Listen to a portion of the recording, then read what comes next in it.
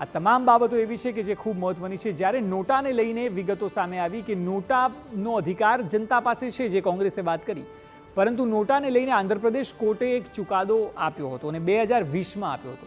આંધ્રપ્રદેશ હાઈકોર્ટનું એક મહત્વનું તારણ હતું, એ આપને બતાવીશું। આંધ્રપ્રદેશ હાઈકોર્ટે કહ્યું કે ઉમેદવાર બિનહરીફ ચૂંટાય તો નોટાનો વિકલ્પ ન હોય, જે આ કેસમાં થયું છે। એ સિવાય નોટાનો ઉપયોગ ત્યારે શક્ય જ્યારે સામે ઉમેદવારો હોય। જો ઉમેદવાર જ સામે નથી અને એક જ ઉમેદવાર છે તો ઉમેદવાર વર્સિસ નોટા ન હોઈ શકે।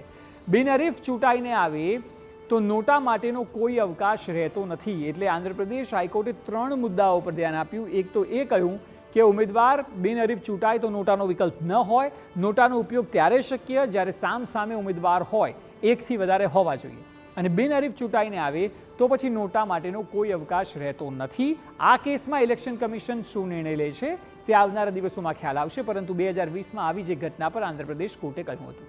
તો પછી સવાલ એ છે કે નોટા શું છે? જો મતદારોને મતદાન કરતી વખતે કોઈ પણ પક્ષના ઉમેદવાર યોગ્ય નથી લાગતા તો તેઓ નોટા બટન દબાવીને પોતાનો વિરોધ નોંધાવી શકે છે। નોટાનો અર્થ ઉપરોક્તમાંથી કોઈ નહીં, એટલે કે નન ઓફ ધી અબોવ। ઈવીએમનો ઉપયોગ તો ઘણા વર્ષોથી થાય છે, પરંતુ નોટા બટન છેલ્લા 1 દશકથી જ સામેલ કરવામાં આવ્યું છે। પહેલીવાર વર્ષ 2013માં 5 રાજ્યોની વિધાનસભાની ચૂંટણીમાં તેને લાગુ કરવામાં આવ્યું હતું।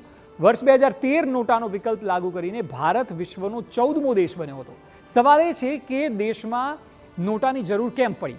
તો તેનો જવાબ એ છે કે જ્યારે દેશમાં નોટા સિસ્ટમ ન હતી ત્યારે લોકો કોઈ યોગ્ય ઉમેદવાર ન લાગે તો મતદાન કરવા માટે જતા જ નહીં। આ રીતે તેમનો મત વેડફાઈ જતો અને લોકો મતદાનના અધિકારથી વંચિત રહી જતા।